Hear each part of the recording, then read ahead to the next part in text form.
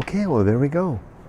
So I'm switching to back to YouTube Live exclusively, not doing StreamYard. I found that the audio quality is pretty poor. Mully, I don't know what Mully's got. I think it's. He said it was his Rode mic. I think that was, or maybe it's not a Rode mic, but his good quality microphone that made the difference in terms of the quality. I'm not really sure, but mine was really bad. So anyway, I'm just going to sit in my patio this evening and do this. Haven't made a video in a couple of days. Had a busy weekend. Of course, on Saturday I did the live with Mully, and then on Sunday I was doing the driving school thing. And it was interesting. I had two students that were very similar.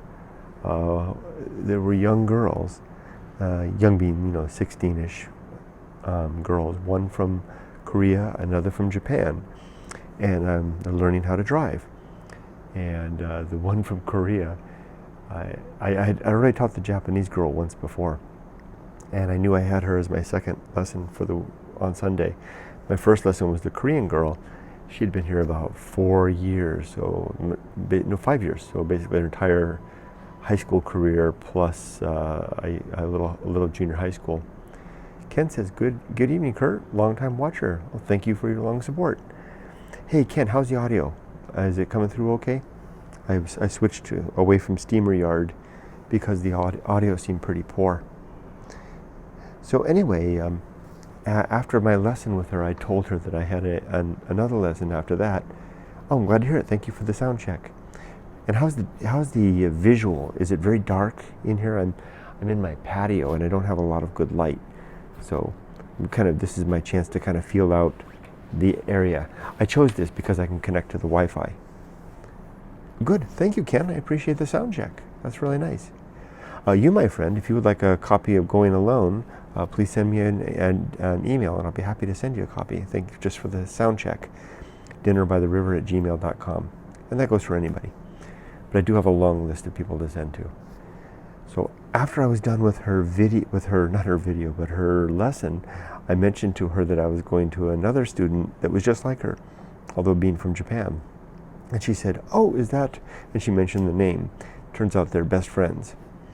So do you remember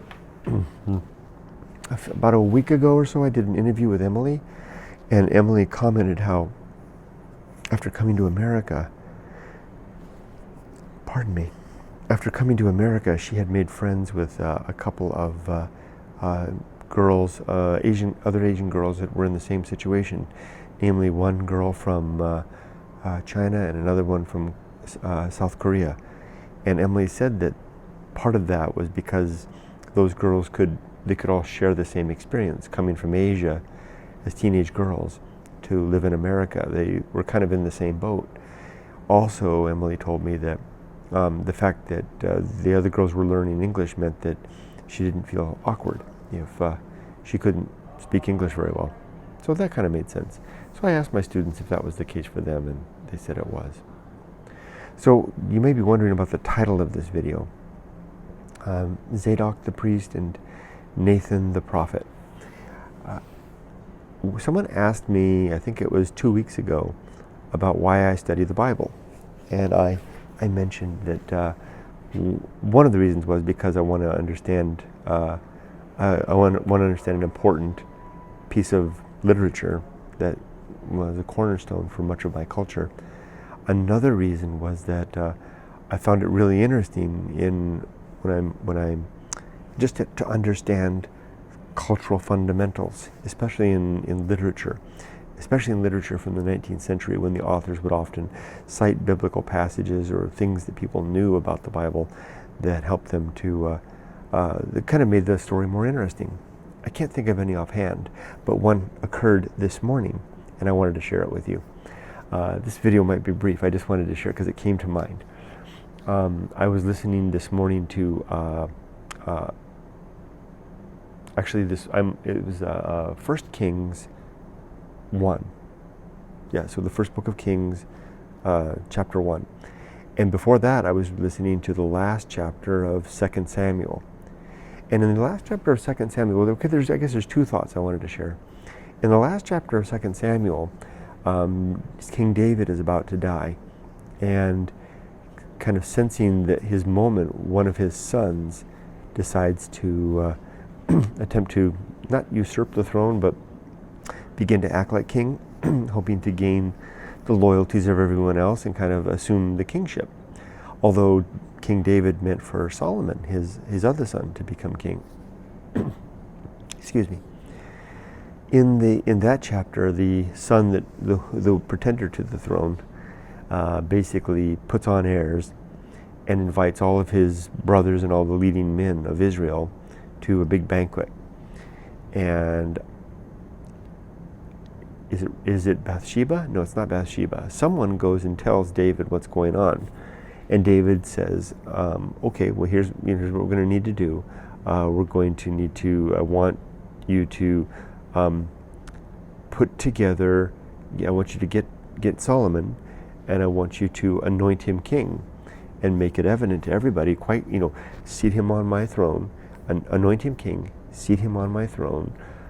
Give him all the due, what is due to a king, and just make it clear that he's the king. And they do, and the word spreads, and the other brother comes back and apologizes and on and on and on. But the thing that caught me was who made him king, and it was Zaydok the priest and Nathan the prophet. And the reason why that suddenly dawned on me as a cultural reference was I had been watching The Crown with my wife on television, this series. And there was that moment when, and it's of course the story of Queen Elizabeth. And there's that moment when Queen Elizabeth is being, in her coronation, after her father dies, the king, when she's being crowned queen. And there's she's seated in Westminster Abbey there, and the I guess it's the Archbishop or what is it, the Arch something or other of I can't remember. It's like the Pope for the Anglican Church, Archbishop of something or other, Westminster or something like that. Archbishop of Canterbury. He's about to make her queen, put the crown on her head. And there's a chorus singing, and they sing the following. They sing, Zaydok the priest and Nathan the prophet made Solomon king. And when I read that this morning in the Bible about how Zaydok the priest and Nathan the prophet made Solomon king, it all came clear to me that that reference, right? So whoever came up with that song for the coronation of the kings and queens of England was doing so deliberately to latch on to the tradition of the biblical tradition of the right to rule by virtue of the the anointing of the king by the holy men, the priest and the prophet. So I just wanted to share that with you. It was an interesting example of that, of how reading the Bible can really be a help in enjoying culture more, especially Western culture. So the other thing I wanted to say, and then I'll close, was that I'm going to go to the desert on Wednesday night. I'm actually going to have Wednesday, Thursday, and Friday. That's a lot of time in the desert. It'll be in the 90s. That's a lot of time in the desert. I don't know if I'll be able to actually last all 3 days, especially given that I haven't been there since June. I don't know if I have it in me. We'll have to see. I see a couple of comments there. Let's see. Ken says, Emily's a smart girl. She will do fine in life. Well, I hope so. Christopher Coffee says, hello, Kurt. Glad to see you on. Yeah, I'm trying out this just a little space in my patio. So this is the first time to do this here. The lighting isn't so good, and but at least I've got the better Wi-Fi. And I'll close with, if I can, oh my gosh, it's too dark. I was going to read a little bit from Going Alone, but it's way too dark to be able to read. So clearly this lighting is an issue. So I'll leave it at that. Thank you all for joining me. Tomorrow I'm going to go to work. I'm going to drive to Ventura to take care of some stuff. But otherwise, I may or may not do this tomorrow. We'll see. Thanks for joining me, everybody. Remember, be safe, but not too safe. And thanks again, Ken, for the sound check earlier. Take care, everybody.